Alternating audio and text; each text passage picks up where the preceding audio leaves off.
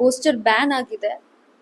ಇಷ್ಟೆಲ್ಲ ಆಗ್ತಿರ್ಲಿಲ್ಲ. May be ನಾವು ಒಳಗೊಳಗೆ ಎಲ್ಲ ಸರಿ ಮಾಡ್ಕೋತಿದ್ರು ಇಷ್ಟೆಲ್ಲ ಆಗ್ತಿರ್ಲಿಲ್ಲ ಅನ್ಸುತ್ತೆ. ಬಟ್ ಆಗೋಯ್ತು. ಈಗ ಅವ್ರ ಕ್ರಿಯೇಟಿವಿಟಿನ ಸ್ವಲ್ಪ ಅವ್ರಿಗೆ ಬೇಜಾರಾಗಿದೆ, ಹೌದು. ಬಟ್ ಇದನ್ನ ಅವ್ರ ಎಕ್ಸ್ಪ್ಲನೇಷನ್ ಮೊದಲೇ ಕೊಡ್ತಿದ್ರೆ ಇಷ್ಟೆಲ್ಲ ಆಗ್ತಿರ್ಲಿಲ್ಲ ಅನ್ಕೋತೀನಿ.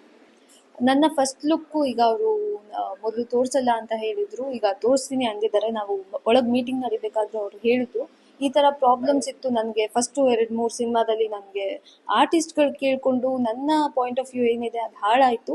ಸೊ ಅದಕ್ಕೋಸ್ಕರ ನಾನು ಈಗ ನಮ್ಮ ಆರ್ಟಿಸ್ಟ್ಗೆ ಏನಿದೆ ಅದು ತೋರಿಸಲ್ಲ ಅಂತ ಹೇಳಿದ್ರು. ಬಟ್ ಈಗ ನಂದು ಸಿನಿಮಾ, ನಾನು ಒಂದು ಆರ್ಟಿಸ್ಟ್ ಅಂತ ಬಂದಮೇಲೆ ನಾನು ಪರ್ಮಿಷನ್ ತೊಗೊಳ್ಳಿ ನನ್ನ ಕಡೆಯಿಂದ ನಾನು ಎಲ್ಲೂ ಹೇಳಿಲ್ಲ. ನಾನು ಹೇಳ್ತಿರೋದು ನನಗೆ ತೋರಿಸಿ ಅಂತ ಹೇಳಿದೆ. ಅದನ್ನ ಇವತ್ತು ಒಪ್ಕೊಂಡಿದ್ದಾರೆ ಅವರು, ಚೇಂಬರಲ್ಲಿ ಬಂದು ಅವ್ರು ದೊಡ್ಡವ್ರ ಮುಂದೆ ಒಪ್ಕೊಂಡಿದ್ದಾರೆ. I am really glad.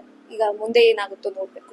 ಇದು ಪೋಸ್ಟರ್ ರಿಲೀಸ್ ಆಗಿದ್ದ ದಿನ ನಾನು ಹೋಗಿ ಕಾಲ್ ಮಾಡಿದೆ, ಸರ್ ಸೂಪರ್ ಆಗಿದೆ ಇದು ಪೋಸ್ಟರ್. ನಾನು ಪರ್ಸನಲ್ ಆಗಿ ಹೇಳಬೇಕು ಅಂದರೆ ಒಬ್ಬ ಆರ್ಟಿಸ್ಟ್ ಆಗಿ ನಾನು ನೋಡಬೇಕಾದ್ರೆ, ಈಗ ಪೋಸ್ಟರ್ ನೋಡಬೇಕಾದ್ರೆ ನಂಗೆ ತುಂಬ ಚೆನ್ನಾಗಿದೆ ಅಂತಲೇ ಅನಿಸ್ತು. ಯಾಕಂದರೆ ತುಂಬ ಡೆಪ್ತ್ ಇದೆ, ಆ ಮೀನಿಂಗ್ ತುಂಬ ಚೆನ್ನಾಗಿದೆ. ಬಟ್ ಈಗ ಎಲ್ಲರೂ ಆರ್ಟಿಸ್ಟ್ ಆಗಿರಲ್ಲ. ಒಂದು 10 ಜನ ನೋಡ್ತಾರೆ ಅಂದಾಗ ಅವ್ರು ಯೋಚನೆ ಮಾಡೋ ರೀತಿನೇ ಬೇರೆ ಇರುತ್ತೆ. ಸೊ ನಾನು ಎಲ್ರಿಗೂ ಉತ್ತರ ಕೊಟ್ಕೊಂಡು ಕುತ್ಕೊಳ್ಳೋ ಅಷ್ಟು ಪೇಷನ್ಸ್ ನನಗೂ ಇಲ್ಲ, ಆಗೋದೂ ಇಲ್ಲ.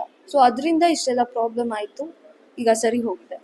ಸೀನ್ಗಳು ಅಂತ ಬಂದಾಗ ಇಲ್ಲಿ ಅಂಥ ಸೀನ್ಗಳು ಯಾವುದೂ ಇಲ್ಲ.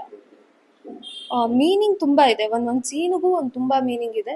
ಸಿನಿಮಾ ನೋಡಿದಾಗ ಅಥವಾ ನಾವು ಶೂಟ್ ಮಾಡ್ತಿರ್ಬೇಕಾದ್ರೂ ನಮ್ಗೆ ತುಂಬ ಚೆನ್ನಾಗಿ ಅರ್ಥ ಮಾಡಿಸ್ತಾರೆ, ಗೊತ್ತಾಗ್ತಿದೆ, ತುಂಬ ಚೆನ್ನಾಗಿ ಬರ್ತಿದೆ ಸಿನಿಮಾ. ಬಟ್ ಈ ಪೋಸ್ಟರ್ ಎಲ್ಲೂ ಕಾಣಿಸ್ಕೊಳ್ಳಲ್ಲ ಅನ್ಸುತ್ತೆ. ಇದೆಲ್ಲ ಆದಮೇಲೆ ಈ ಥರ ಕಾಣಿಸಲ್ಲ ಅನ್ಸುತ್ತೆ.